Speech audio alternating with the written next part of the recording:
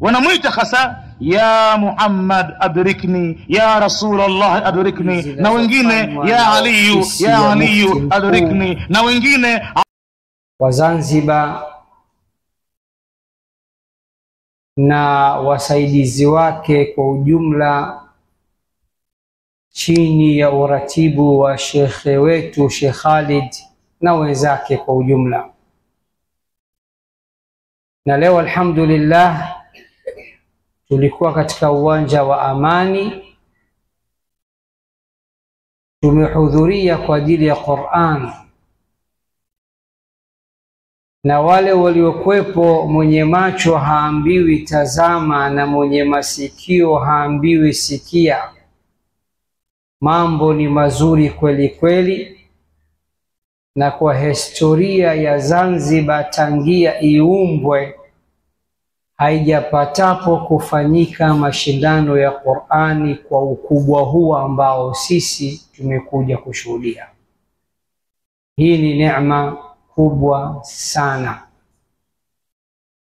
Tukiwa ndani ya ule uwanja, joto lilianza ghafla, joto likapotea, kuna ubaridi uliingia, kuonyesha kwamba Allah subhanahu wa ta'ala anafurahia na kuridhika watu wakisoma maneno yake. Kwa hiyo japo sio ziara rasmi ya kidawa, lakini insha Allah baada ya Ramadhani huko tutakuja rasmi biidhnillah ta'ala. Nitumie nafasi hii niulize swali, na swali lenyewe ndilo litakalozaa anwani ya mada yetu. Kwa nini 10 la mwisho limekuwa ni bora zaidi kuliko 10 yote? Sote tunafahamu ya kuwa Ramadhan imegawanyika katika 10 makuu matatu.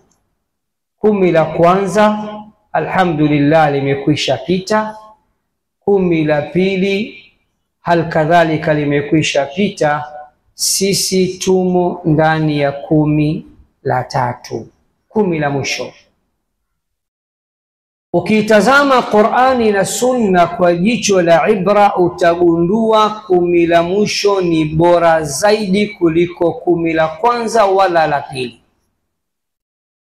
Jawabu, kwa nini 10 la mwisho ni bora zaidi kuliko 10 la kwanza na 10 la pili?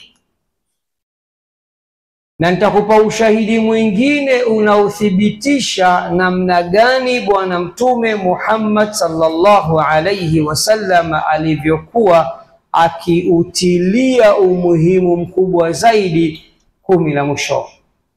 Katika hadithi iliyo sahihi, hadithi ya mama yetu Aisha radhiyallahu anha, Bibi Aisha anasema kana Rasulullah sallallahu alayhi wasallama idha dakhala al-ashru al-awakhiru min Ramadana, Bwana Mtume Muhammad sallallahu alayhi wasallam alikuwa na desturi, ana tabia, pindi 10 la mwisho linapoingia alikuwa akipenda kufanya mambo makuu matatu. Jambo la kwanza, shadda mizara, alikuwa akikaza zaidi kibwebwe chake. Kukaza kibwebwe nini maana yake? Kukaza buti zaidi nini maana yake? Maana yake alikuwa akizidisha jitihada zaidi katika ibada ndani ya 10 la mwisho. Kwa jambo la kwanza, mtume wetu Muhammad sallallahu alaihi wasallam alikuwa akikaza zaidi kibwebwe chake 10 la mwisho linapoingia. Jambo la pili, wa aiqadha ahlah, kama alikuwa akiwaacha watoto wake na familia yake 10 la kwanza na la pili, wakati mwingine anawahurumia wacha walale, 10 la mwisho alikuwa hakubali, anahakikisha anaamsha familia yote isimame qiyamul layl. Jambo la pili hilo. Jambo la tatu, wa ahya laila, na alikuwa akihuisha usiku wake. Allahu akbar. Jambo la kwanza, anakaza zaidi kibwebwe, yani anajizidisha jitihada katika ibada zaidi na zaidi. Jambo la pili, hayuko tayari kufanya ibada peke yake, anaamsha na watoto wake na familia yake. Jambo la tatu, anahuisha usiku wake. Nini maana ya kuhuisha usiku? Kama 10 la kwanza alikuwa akiamka muda fulani na muda mwingine anapumzika, 10 la pili kuna time anapumzika anaamka, 10 la mwisho ilikuwa yeye na usingizi bye bye. Huyu ni mtukufu wa daraja Mtume Muhammad sallallahu alayhi wasallam, kipenzi cha Allah subhanahu wa ta'ala, kiumbe bora kuliko viumbe wote, kiumbe wa kwanza kuingia peponi, wa kwanza kufungua mlango wa pepo bismillah akatia mguu wake ni Mtume Muhammad sallallahu alayhi wasallam. Pamoja na hayo, ndugu zangu, 10 la mwisho likiingia na kaza zaidi kibwebwe, anaamsha familia yake, hakuna kulala, alafu anahuisha usiku wake pia alikuwa halali. Bali Bibi Aisha anasema linapoingia 10 la mwisho tu alikuwa kana ya'takif, anahamia msikitini mazima, anakaa i'tikafu 10 lote la mwisho, hatoki ila alfajiri ya siku ya Eid. Bibi Aisha aliulizwa, kwa nini Mtume sasa anajihangaisha? Nini siri? Anafata nini? Kwa nini afanya vyote hivyo? Bibi Aisha akajibu katika hadithi iliyo sahihi na maneno machache, akasema kana yataharra lailatal qadri, alikuwa akiusaka lailatal qadri, akiutafuta lailatal qadri. Subhanallah. Huyu ni Mtume Muhammad sallallahu alayhi wasallam. Wakati bwana Mtume sallallahu alayhi wasallam anazidisha zaidi jitihada 10 la mwisho, njoo kwa hali ya Waislamu wa sasa.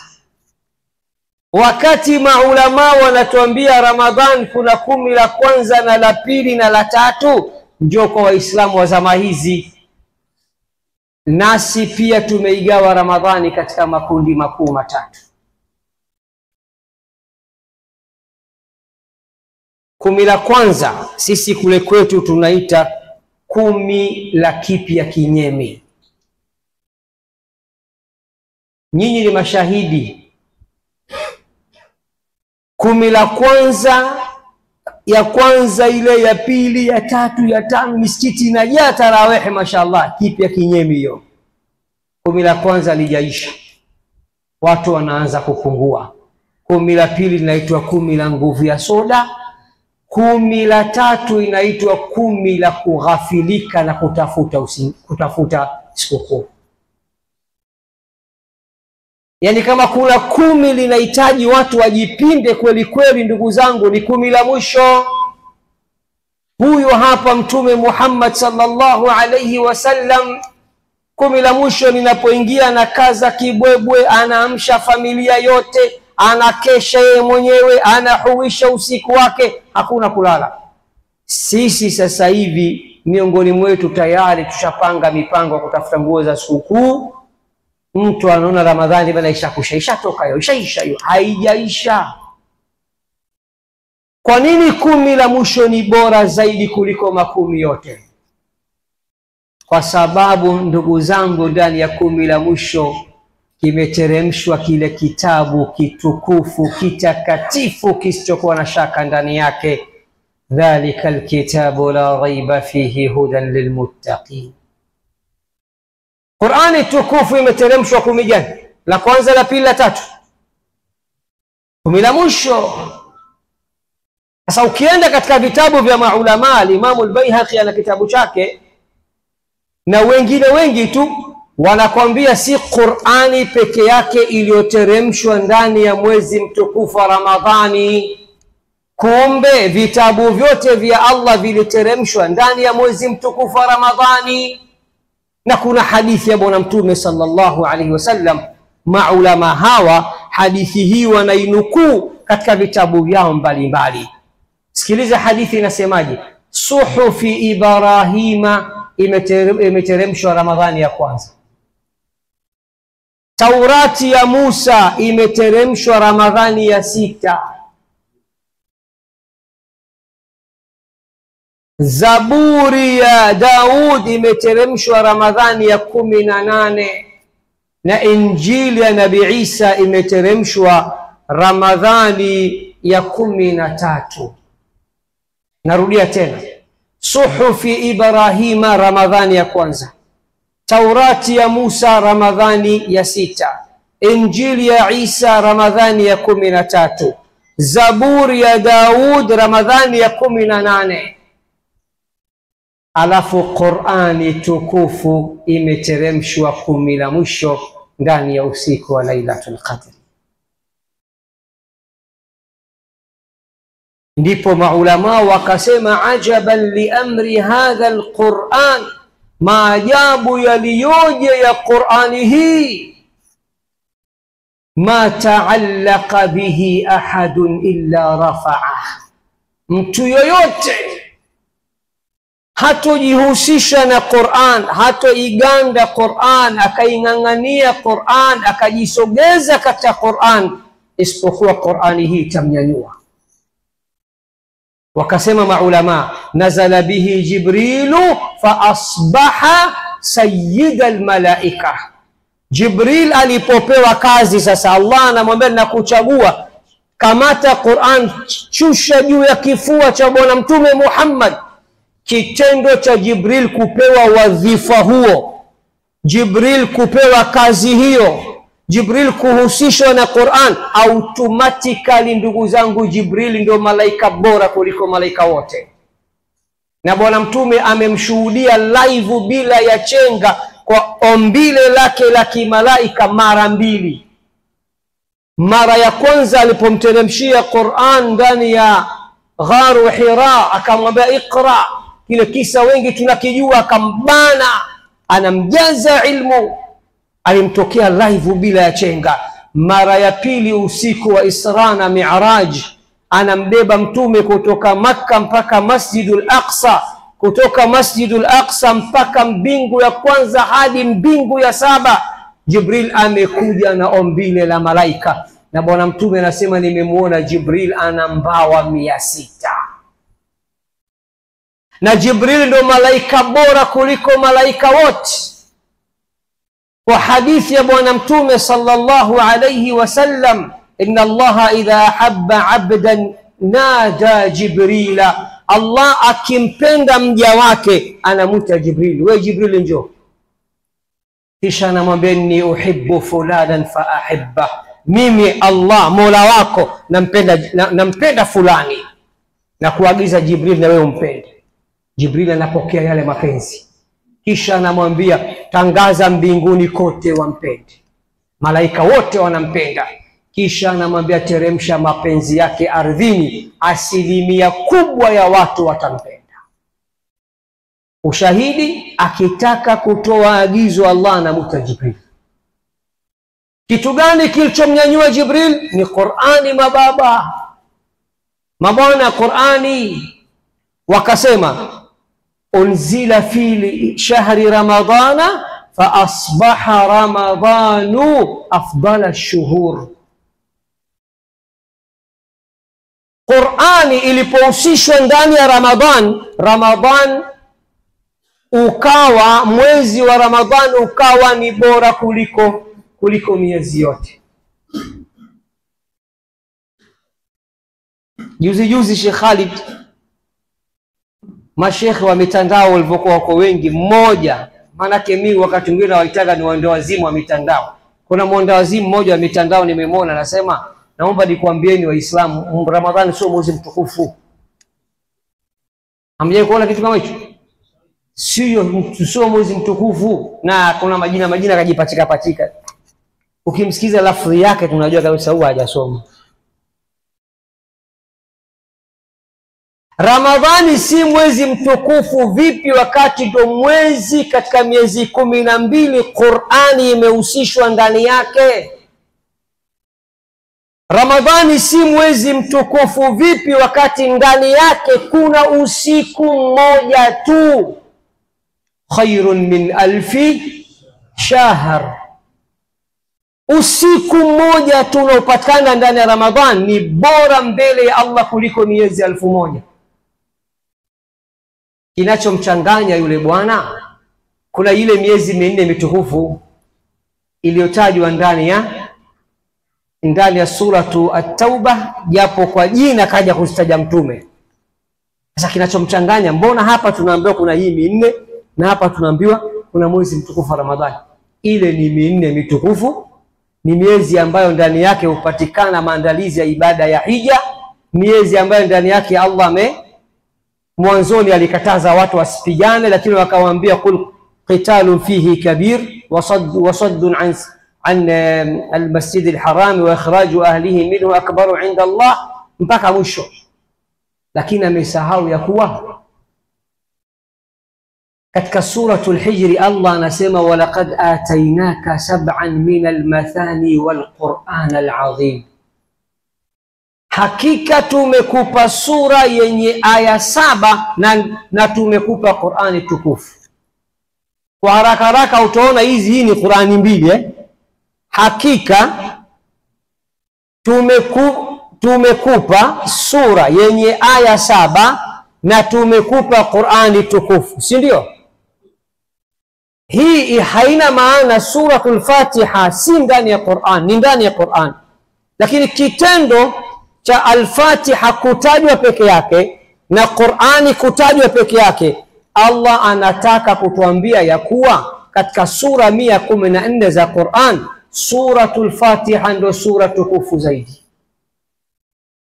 Tumeelewana?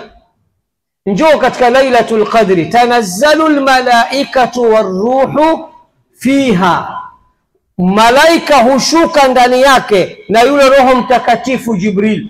Jibril malaika, si malaika?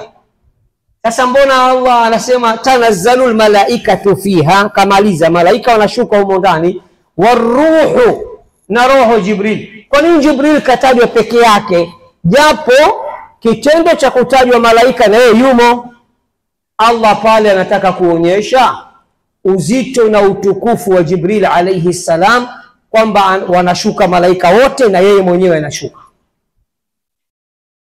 Na Qur'ani inapozungumza utukufu wa Lailatul Qadri, Qur'ani inapozungumzia utukufu wa Ramadhan na utukufu wa miezi mingine, hii ina maana ile miezi 4 ni mitukufu, lakini Qur'ani ni Ramadhan ni mwezi mtukufu zaidi.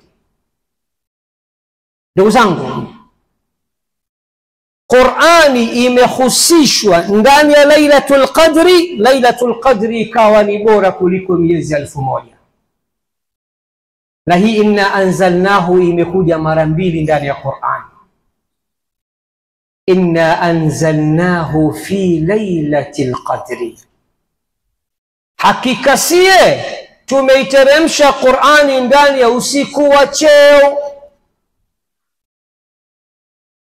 Ndani ya Ramadhani kuna usiku una cheo. Wama adraka ma Lailatul Qadri, kipi kilichokujulisha ni nini Lailatul Qadri? Kaja kujibu mwenyewe, Lailatul Qadri khairun min alfi shahrin, usiku wa Lailatul Qadri ni bora mbele ya Allah kuliko miezi 1000. Tanazzalul malaikatu waruhu fiha, ushuka ndani yake malaika na Roho Mtakatifu. Salamun hiya hatta biidhni rabbihim, salamun hiya hatta matla'il fajri. Inna anzalnahu ya pili imekuja katika suratul Dukhan, Hamim wal kitabil mubin, inna anzalnahu fi laylatin mubarakah inna kunna mundhirin fiha yufraqu kullu amrin hakim amran min indina inna kunna mursilin. Allah anasema hakika sisi tumeishusha Qur'an ndani ya usiku uliobarikiwa.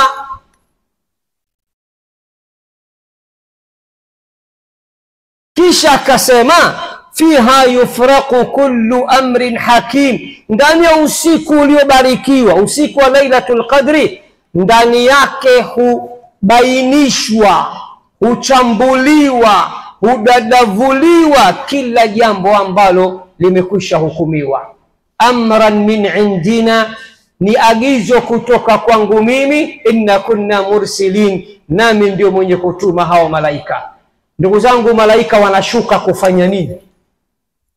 Malaika wanashuka na mafaili ya wanadamu wote. Ule usiku mkubwa wa qismatu rizqi kuliko usiku wote duniani unapatikana ndani ya Lailatul Qadr. Kwa nasi ya Qur'an, fiha yufraqu kullu amrin hakim, ndani yake Allah huchambua na kudadavua kila jambo lenye hukumu ndani yake. Abdullah ibn Abbas akasema Allah hurenew mambo ya waja wake ya mwaka mzima. Akasema min ajalin wa arzaqin wa shaqawatin wa saadatin. Allah katika Lailatul Qadr ndio anaambia malaika, yule mja wangu fulani yule mwaka mzima huyu kalia sana, dua zake zote, ya Rabbi mimi mzee wa Bukujelo tu, Bukujelo tu, kipato changu ya Rabbi nione, ya Rabbi. Nimeshamuona huyo. Lailatul Qadr inapita, mzee wa wekundu wa Msimbazi. Wanasu ya Qur'ani shafi, Allah anadadavua, Allah anapanga mipango ya mwaka mzima. Fulani kaomba sana kwenda Maka, mwakani anaenda huyo. Lailatul Qadr ndio inapanga. Fulani ahadi yake mwakani ndio mwisho wake inaandikwa pale. Ndugu zetu wote waliotangulia mbele haki na hawakujaliwa kufunga Ramadhani hii, Allah warahamu na wasameh makosa yao. Lailatul Qadr iliyopita ndio Allah kalamu ilipita kwamba huu ndio mwisho wao. Ukiangalia linapatikana ndani ya 10 la mwisho, na Bwana Mtume katusaidia, katusogezea mpaka mlangoni, akasema iltamisuha fil ashri al-awakhir, itafuteni 10 la mwisho. Akasema tena riwaya nyingine, iltamisuha fil awatir, itafuteni katika witri. 20 kwa mkia 21, 22 kwa mkia 23, 24 kwa mkia 25, 26 kwa mkia 27, 28 kwa mkia 29. Bwana Mtume anasema tafuteni katika witri. Na zama zake imeshawahi kuangukia 21, imeshawahi kuangukia 29, na imeangukia mara nyingi 27.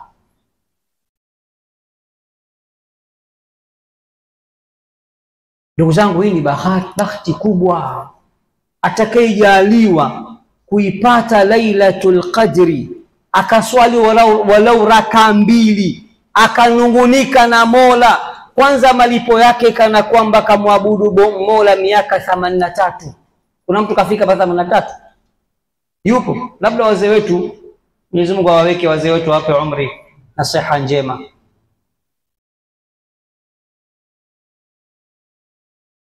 Na dini ilivyokuwa ni tamu kweli kweli, unaweza ukaamka Lailatul Qadri na usijue ndo usiku huu. Kitendo cha kuamka, unafanya ibada, unavuta uradi, unasoma ile dua Allahumma innaka afuwun tuhibbul afwa fa'fu anna, hata kama hukugundua ndo usiku wenyewe, kitendo cha kushiriki kufanya ibada umeipata.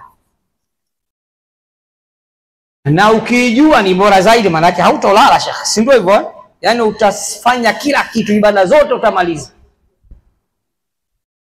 Sasa vijana wenzangu, msitumie Ramadhan kuwa kama ndo mwezi wa kukesha usiku, wa kucheza drafti, dumna, kucheza karata, pool table, kukaa jobless. Unaona huu ni mwezi kidogo tunachelewa kulala, haisaidii.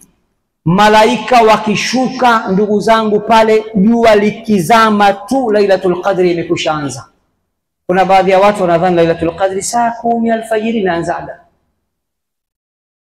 Jamani, jua likizama tu kama ndo usiku wenyewe, malaika wametanda ulimwengu mzima, wameshuka pale, faili lako limeshikwa, swala ya Isha pale na kushinda, tarawih siku imekushinda, huko unaangalia sinema au unaangalia mpira.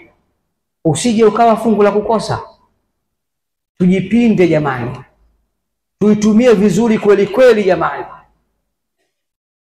Na Bibi Aisha alimwambia Bwana Mtume, unaonaje Allah akinifungulia akaniwafikisha nikahisi ndo Lailatul Qadri, niombe dua gani? Vijana sasa hivi cha kwanza mali, mzigo, si ndio jamani? Bwana Mtume anamwambia Bibi Aisha, sema Allahumma innaka afuwwun, Allah, hakika yako wewe ni mwingi wa kusameh, tuhibbul afwa, unapenda kusameh, fa'fu anni, nisameh mimi. Na hii haina maana usiombe dua nyingine. Utajiri omba, lakini wenye kheri. Siha njema omba, jiko huna omba jiko, mke mzuri mwenye tabia njema. Huna mtoto omba, lakini usikimbilie kuomba dunia ukaacha kuomba vitu vya kheri na vya akhera. Kwa nini Bwana Mtume anamwambia omba msamaha? Jamani, kinachotuwekea usiku sisi siku zote ni madhambi yetu. Allah akisha kufutia dhambi, mambo yako supa. Bwana Mtume Muhammad sallallahu alayhi wasallam anasema, innal abda la yuhramu min arrizqi lidhanbin yusibuhu. Wakati mwingine mja kaandikiwa riziki, Allah akakuandikia cheki ya milioni 100 Sheikh, alafu haijashuka, umefanya kosa, kuna dhambi kubwa umefanya wewe. Bwana Mtume anasema ile dhambi na ile cheki inaning'inizwa, ile riziki inaning'inizwa mpaka utubie. Sasa mimi na wewe tunatereza mara ngapi? Cha muhimu na cha msingi, kila ukitereza kimbilia kuomba tauba na maghfira, na haiwezekani hata siku moja usikosee. Na Ibilisi asikudanganye, atakwambia mwanangu wewe, mwanangu mambo yako mazito hapo, mwanangu huwezi kusamehewa wewe. Mpige za uso, mwambie nina Mola nasamehe madhambi yote, inna Allaha yaghfiru dhunuba jamia, hakika ya Allah nasamehe madhambi yote. Usikate tamaa hata kidogo. Kwa ndugu zangu, 10 la mwisho hili tujipinde kweli kweli, na tumombe Allah subhanahu wa ta'ala atuwafikishe kuipata Lailatul Qadri, na tuitumie vizuri kweli kweli. Tumombe Allah msamaha, tuombe msamaha wazazi wetu, hasa waliotangulia mbele ya haki. Bwana Mtume sallallahu alayhi wasallam anasema, innal abda la turfa'u darajatuhu fil jannah fayaqul bima hadha ya rab, fayuqal bistighfari waladika laka. Mzazi aliyetangulia mbele ya haki, Allah akamjalia mtu wa peponi, lakini daraja lake la kichovu sio lile lenyewe lile. Ghafla mzazi wako anaitwa kule aliko, anahamishwa daraja, toka hapa na kwenda sehemu nzuri zaidi, mpaka atauliza, ya Rabbi, niko kaburini mwaka wa 10, nishajua position yangu, nafasi yangu, kulikoni leo mbona natolewa hapa napelekwa juu zaidi karibu na manabii? Huko kuna nini huko duniani? Malaika watamjibu, mtoto wako fulani amekufanyia istighfar, anasema rabbi ighfirli wali walidayya. Huo nzito sana hii, msisahau vijana. Kadri utakavyokuwa unaombea wazazi wako, na wewe ukija kupata kizazi kitakuombea. Malipo hapa hapa duniani. Ndugu zangu, 10 la mwisho limekuwa bora zaidi kwa sababu ya kuhusishwa ndani yake Qur'ani tukufu. Qur'ani tukufu imeteremshwa 10 la mwisho usiku wa Lailatul Qadri, msahafu mzima, juzuu 30, sura 114, aya 6626 au 36, kutoka katika Baitul Izza, mbingu ya 7 katika Lauhul Mahfudh, mpaka katika mbingu ya dunia. Msahafu wote ulishuka mpaka mbingu ya dunia. Kisha ikaanza kushuka kidogo kidogo kwa miaka 23 juu ya Bwana Mtume Muhammad sallallahu alaihi wasallam, kutokana na mahitaji. Ukisikia Qur'ani imeteremshwa usiku wa Lailatul Qadri, inakusudiwa juzuu zote kutoka katika Baitul Izza, Lauhul Mahfudh, mpaka mbingu ya dunia. Juzuu 30 zote zikateremshwa, zikatulia mbingu ya dunia, mbingu ya kwanza hii tunayoiona. Baada hapa ikaanza kushuka kidogo kidogo. Na Qur'ani, ndugu zangu, ina siri kubwa sana sana, ndugu zangu. Mimi naijua siri yake. Mimi nimeanza kushiriki mashindano ya Qur'an nikiwa mdogo.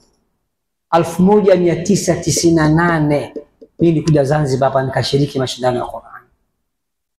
Dr. Muhammad Gharib Bilal ndio alikuwa mgeni rasmi, na eneo nalikumbuka kule Mahonda, ule msikiti mpya wa zamani ulikuwa mpya wa Mahonda. Mimi nilishiriki mashindano ya Qur'an hapa. Dar es Salaam ndio usisemi. Misri nimeenda, Irani nimeenda, nchi mbalimbali nimeenda kwa ajili ya kushiriki mashindano ya Qur'an. Qur'an, ndugu zangu wa Zanzibar, msipuuze. Wallahi, mkitaka kufanikiwa shikeni Qur'an. Man arada dunya fa alayhi bil Qur'an.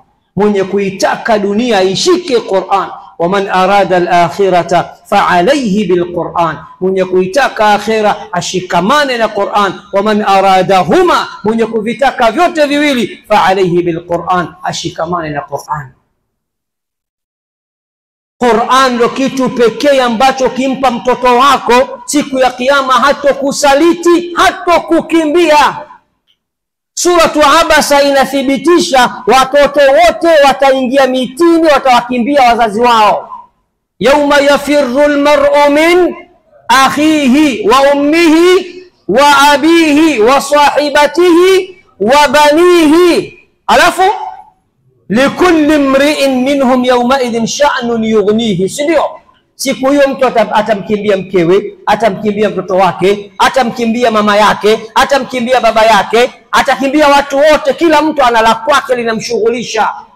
Watoto wote watawakimbia wazazi wao siku ya kiyama, kila mtu ya rabbi nafsi. Mtoto aliyepewa Qur'ani na mzazi, badala ya kukukimbia atakukimbilia. Na Bwana Mtume kasema, mtoto aliyemsomesha na kumhifadhisha Qur'ani mtoto wake atapewa tuzo maalum mbele ya ummatu Muhammad. Man hafidha al-Qur'ana ulbisa walidahu tajan aqallu yaqutihi khairun min ad-dunya wa ma fiha. Mtoto atakayehifadhi Qur'an, tuzo ya mzazi wake tu, atavalishwa taji kichwani, taji ile kama ya wafalme, taji ambayo ndani yake chenye thamani ndogo kuliko vyote ni bora kuliko dunia na vilivyomo ndani yake. Al-Imam Shatibi anasema, fa ya ayyuha al-qari bihi mutamassika mujillan lahu fi kulli halin mubajjila hani'an mari'an walidaka alayhima malabisu anwarin min at-taji wal hula. Ndugu zangu, sote sisi tunakumbuka kwamba akhera tutafufuliwa pangu pakavu tia mchuzi. Hatuna viatu, hatuna nguo, peku peku, uchi wa nyama. Hamlijui hilo? Bibi Aisha akastuka, ya Rasulullah, wake kwa waume tumechanganyika. Akaambia, wewe Aisha, hujasoma likulli mri'in minhum yawma idhin sha'nun yughni? Kuna mtu mwenye time kumchungulia mwenzake? Mzazi pekee ambaye hatotoka kaburini akiwa uchi ni mzazi aliyemsomesha mtoto wake Qur'an. Hani'an mari'an walidaka alayhima malabisu anwarin min at-taji wal hula. Lakini leo ukitaka kujua thamani ya Qur'ani, angalia jamii ya Kiislamu. Angalieni walimu wa Qur'an, angalieni madaris za Qur'an, zina hali mbaya. Hii maana yake jamii haijajua thamani ya kile kilichobebwa na wale walimu na kile kinachosomeshwa katika madrasa zetu, laiti tungejua thamani yake, walimu wa Qur'ani wangeishi maisha mazuri zaidi duniani kuliko walimu wote duniani. Madrasa zenyewe tia maji hapa yani hapa Unguja kuna madrasa wanalipa karo shilingi 5,000 kwa mwezi. Mshafikisha 5,000 na hamlipi wote. Mzazi ule anamsomesha mtoto wake nini wanaita tuition nyumbani kwake. Yes, no, mzungu kala fenesi. Analipa 200,000 kwa mwezi. Buku 5 zinamshinda kwa ajili ya Qur'an. La ilaha illa Allah. Ndugu zangu, mimi nakuulizeni swali, Allah ana mzazi? Allah ana mtoto? Allah ana ndugu? Hana. Ama sio? Cha kushangaza Bwana Mtume anasema Allah hajazaliwa, hana ndugu, hana watoto, hana family, lakini ana ndugu. Inna lillahi ahlina minan nas, hakika ya Allah ana watu katika watu. Ahlul Qur'an hum ahlullahi wa khassatu, watu wa Qur'an ndio watu wake maalumu special. Kapekue Qur'ani na Sunna, huwezi kukuta pahala pakisemwa kwamba Allah ana watu wake maalum, hawa ni mahsus wa kwake, ila sharti uwe mtu wa Qur'an.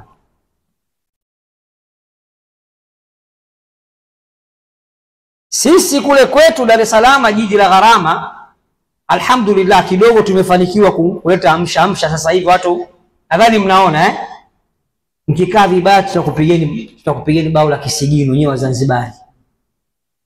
Nyinyi ni Waislamu 100%, sio? Na ukimkuta Mzanzibari sio Muislamu, wewe wakuchovya huyo. Uongo jamani? Sasa nyinyi mnatakiwa mvunje rekodi zaidi. Na wallahi Waislamu, sifanye mujamala, nimefunga, niko ndani ya Ramadhani. Tulikuwa leo kwenye mashindano ya Qur'an.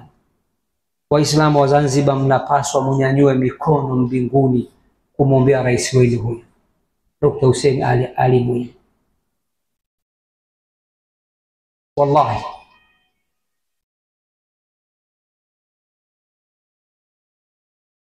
leo tumemsikia anasema hata kina Shekishki walianza kama mashindano ya madrasa ya ndani, na ni kweli tulianza kama madrasa ya ndani, tukatoka tukawa ya mtaa, tukaenda kata, tukaenda wilaya, tukaenda mkoa, tukaenda kitaifa, tukaenda Afrika Mashariki, tukaenda Afrika. Leo ni mashindano ya mabara yote ulimwenguni. Mshindi wa kwanza leo alikuwa wiki iliyopita, alitokea Russia kwa Putin huko. Dokta anasema hapana, haiwezekani. Mwakani na sisi mashindano ya dunia nzima hapa. Nchi inasoma Qur'ani kwa mapana na marefu. Uwanja umependeza, mimi nimekaa pale navuta picha pale kwa Mkapa, na mimi navyoangalia sema wallahi imefanana kabisa. Mashaallah. Mnapaswa kumshukuru Allah. Mmempata kiongozi anaswali sala 5. Ukisema sala 5 ndio nini, utakufuru. Wa innaha lakabiratun illa ala alkhashi'in. Qur'ani al-Baqara inasema swala ni jambo zito isipokuwa kwa wanyenyekevu. Asiyeswali si mnyenyekevu. Mmempata rais anaswali tarawih zote misikitini na hana msikiti maalum. Tumezoea huko nyuma wakubwa na misikiti yao, kijumaa ndio huu msikiti wa rais, tarawih ndio huu msikiti wa rais. Kaja rais kafuta vyote, misikiti yote ya Mungu, wananchi wote waumini wenzangu, naenda kuchanganyika nao.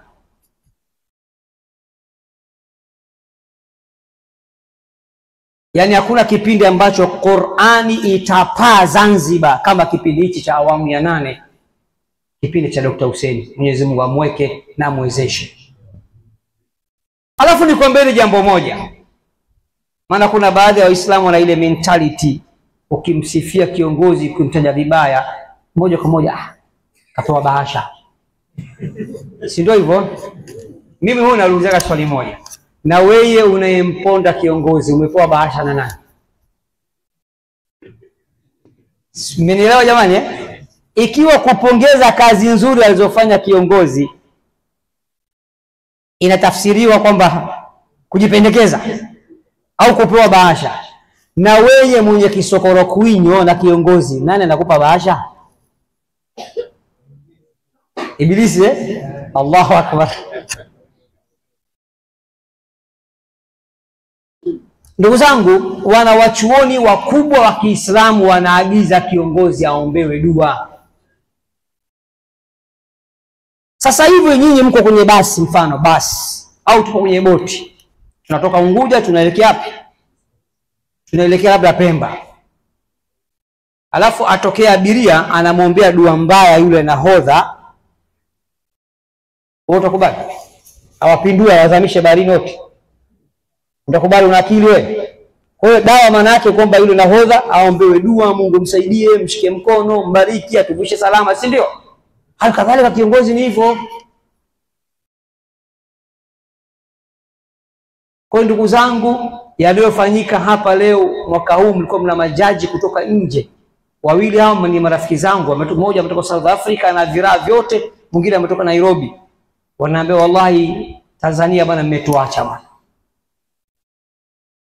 Nikamwambia nataka nikupe moja. Kina Sheikh Khalid wanasahau kulisemea, na lisema mimi leo na naomba niwakumbushe walisemee.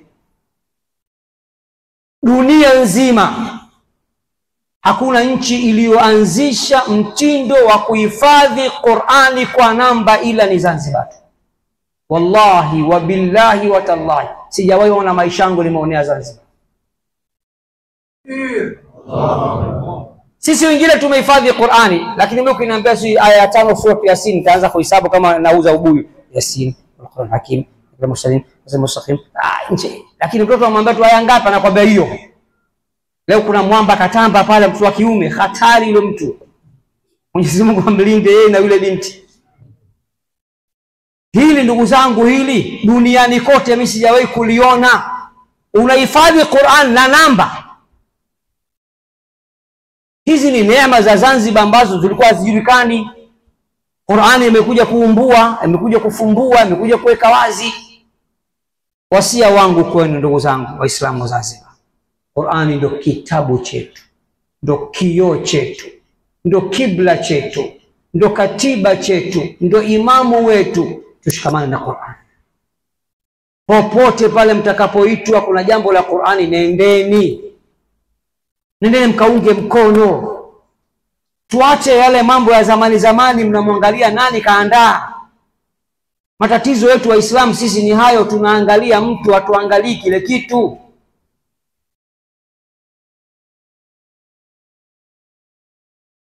Itikieni wito wa Allah, ya ayyuhalladhina amanu istajibu lillahi walirrasuli idha da'akum lima yuhyikum. Enyi mlioamini, muitikieni Allah na muitikieni mtume pindi wanapokuiteni katika jambo ambalo lina manufaa katika maisha yenu. Wangapi wanatamani kuwa katika watu wa Qur'an? Mkono juu nishuhudie. Wangapi wanatamani na wao Allah awajalia watu wa Qur'an, wapenzi wa Qur'an, watumishi wa Qur'an, wenye kusoma Qur'an, kusomesha Qur'an watoto wao, Qur'ani washike mkono duniani hadi akhera. Wangapi? Allah kila aliyenyanyua mkono wake mshike mkono na umjalie Qur'ani imnyanyue duniani hadi akhera.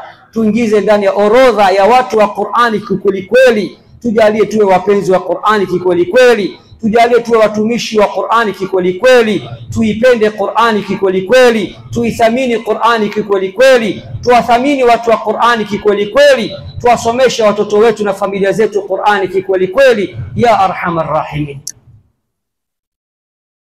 Qur'ani tukufu ni moja kati ya mawili, nikiwa namalizia, ima ikunyanyue au ikubwage. Hadithi ya Mtume ndugu zangu, watu wa hadithi wanasema ni katika zile hadithi chache alizopokea Umar, inna Allaha yarfa'u bihadha alkitabi aqwaman. Allah ameahidi kuwanyanyua watu kupitia kitabu hiki, atawanyanyua daraja kuwaweka hadi juu. Wa yadha'u bihi akharin, na kuna ambao atawabwaga. Wepi? Watakaoidharau Qur'an. hakuithamini Qur'ani. Wakisikia mashindano ya Qur'ani kuna wengine hawaendi. Lakini aje muimbaji hapa kutoka kwetu pale Dar es Salaam jila gharama, anakwenda Muislamu mzima kusikiliza yale madumu. Mashindano ya Qur'ani kwamba tushazoea, nitaangalia kwenye nini. Ifungie safari Qur'an, tembea. Kwetu wiki iliyopita na watoto na watafuta kama 5 au 6, nikiwa hapa nimepigiwa simu washapatikana. Walirowana pale wamekaa tu wadogo pale. Yule akilelewa vile samaki umleavi ndivyo akuavyo, atakuja kuwa mtu wa Qur'an. Kuna wamama wametoka huko mpaka mikoa ya pili huko na daku zao wamekuja kulala pale uwanjani.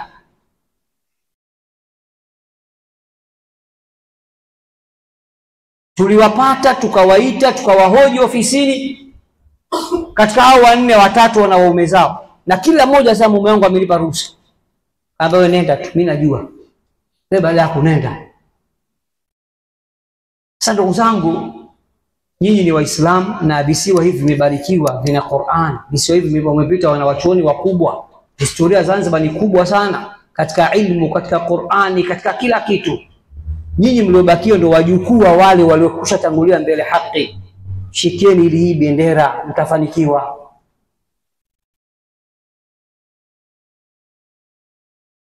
Zile ngenga zile bubu na nini atuweke pembeni.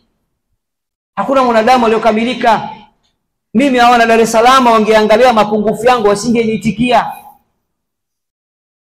Kila mtu ana mapungufu, hakuna aliyokamilika, hata mmoja aliyokamilika hakuna. Yaani unaambiwa mwanadamu pekee swafi, hana kasoro, hana doa ni Muhammad sallallahu alaihi wasallam. Sote sisi ni mapungufu yetu.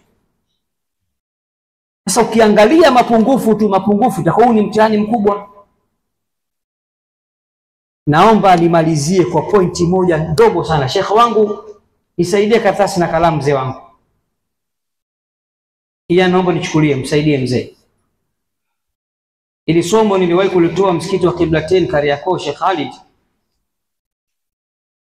Na ikawa watu wote wamefeli. Sijui hapa watafeli, sio watafaulu. Tunamalizia, najua time za futari.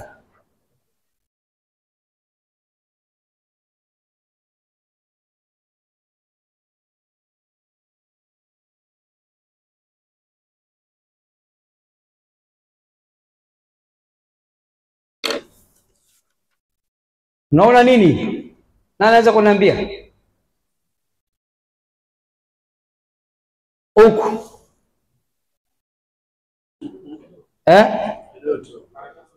Kidoto. Na huku. Kidoto.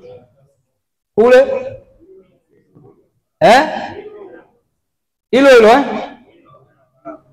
Wino. Mimi najibu. Mimi hapa ninachoona 99.9% ya rangi nyeupe, alafu kidukta kidogo. Unasemaje? Hapa kuna rangi ngapi? Si mbili. Nyeupe ambayo ndio imetawala karatasi nzima, alafu kidoti kidogo, si ndio? Hayo mistari usihesabie. Nini maana yake? Asalamu alaykum. Bibi hali. Karibu sana.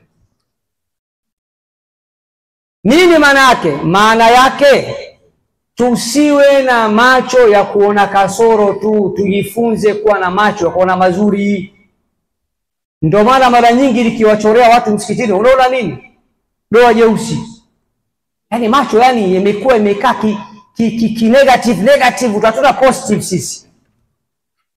Mtu mmoja hapa akasema hapa maana karatasi nyeupe. Jamani, hapa kuna rangi mbili, si ndio? Nyeupe na hichi kidoti, si ndio? Kati hizo rangi mbili, rangi gani ambayo ni kubwa kuliko yote? Hasa hapa utakiwa useme hapa mimi naona rangi nyeupe imetawala, afu na kinukta kidogo. Lakini Waislamu wa zama hizi hatuko hivyo. Tumekuwa kama nzi. Hatuangalii mema ya mtu wala mazuri ya mtu. Tunaangalia kasoro tu. Leo kuna mtu kanituma message na tabana mashindano ya Qur'an nafanya makubwa, mfanikiwa dunia nzima, lakini kasoro watoto wanaohifadhi Qur'ani wanajua maana yake au wanaimba tu kama mwimbo. kama kule nzi huyu. Maana nzi siku zote akitua hatui ila kwenye donda, si ndio? Sasa Waislamu tujifunze, tusiwe na macho kutafuta mapungufu, tutafute mazuri kwanza. Kwa kumalizia, Bwana Mtume anasema la yafruk mu'minun mu'minatan, mume asimchukie mkewe, in kariha minha khuluqan radiya minha akhar. Mume isifike pahala akamchukia mkewe kwa vijitabia viwili vitatu vibovu alivyonavyo. Ikiwa mke wako ana tabia mbaya 20%, ana tabia nzuri 80%, huyo mke mwema muovu? Mwema. Uislamu unakutaka hivyo. Hata mke wako ili muishi muendelee kupendana mahaba na mawadda, ukigundua mapungufu yake 10% au 20%, fanya 30, 70 ndio mzuri. Manake 10% zilizo nzuri ni nyingi zaidi. Huyo ni mke, mshike. Ukitaka aliyekamilika kwa 100%, subiri uende peponi kwa kutana hurul ain huko, hapa hawapo. Halikadhalika sisi viongozi wenu, mashekhe, maustadhi, watu wa Qur'an, hatujakamilika. Angalieni jitihada, waombeeni watu dua kwa kazi kubwa wanazofanya. Msiangalie kasoro. Ukiziona kasoro sema mapungufu ya kibinadamu, Mwenyezi Mungu atawasaidia. Tuwaunge watu mkono. Huko nyuma huko mashekhe wa kule kwetu na wako wenu huko kulikuwa hakuna mahusiano hivyo, tunajuana juu juu. Lakini sasa hivi tumeingiliana. Ofisi ya Mufti Zanzibar na kwetu kule Dar es Salaam pana mahusiano makubwa mazuri. Haya yanafanywa na viongozi wenu. Leo Sheikh Khalid kanileta hapa mimi msikitini. Mahusiano hayo tutapanga naye inshallah baada ya Ramadhani, tuje tufanye da'wa wiki nzima, tuzunguke Unguja yote hii, tukumbushane kwa ajili ya Allah na Mtume Muhammad. Sasa nyinyi msituangushe. Nyinyi tuombeni dua, tutakieni kila la kheri, mtunge mkono katika juhudi tunazofanya. Mashekhe, viongozi, mpaka rais wa nchi anastahili kuombewa sana tena. Usiangalie mapungufu, angalia mazuri.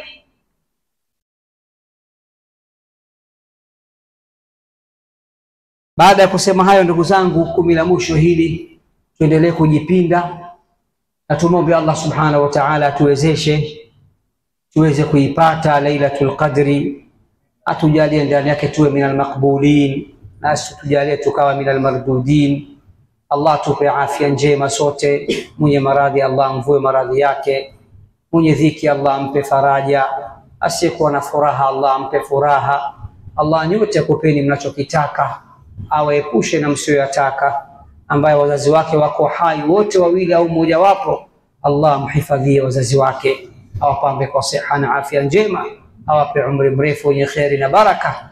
Na wale ambao wazazi wao wote wawili au mmoja wapo wamekushatangulia mbele haki, Allah wasamehe makosa yao, awalaze pahala pema peponi, awaweke chini ya bendera ya Mtume Muhammad sallallahu alayhi wasallam katika pepo ya daraja la kwanza. Allahumma kama jama'tana fi hadha almasjid almubarak اجمعنا غدا في الفردوس الأعلى مع النبيين والصديقين والشهداء والصالحين وحسن أولئك رفيقا. اللهم اجعلنا من أهل القرآن، اللهم اجعلنا من أهلك وخاصتك.